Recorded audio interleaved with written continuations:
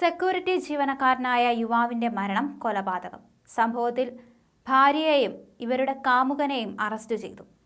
ബംഗളൂരുവിലാണ് സംഭവം നടക്കുന്നത്. വെങ്കടനായകിനെ കൊലപ്പെടുത്തിയ കേസിലാണ് ഭാര്യ നന്ദിനി, കാമുകൻ നിതീഷ് കുമാർ എന്നിവർ പിടിയിലായത്. ചോദ്യം ചെയ്യലിൽ ഇരുവരും കുറ്റം സമ്മതിച്ചിട്ടുണ്ട്. ജനുവരി 9-ാം തീയതിയാണ് HSR ലേഔട്ടിലെ വീട്ടിൽ വെങ്കടനായകിനെ മരിച്ച നിലയിൽ കണ്ടെത്തിയത്. വീട്ടിലെ കുളിമുറിയിലായിരുന്നു മൃതദേഹം.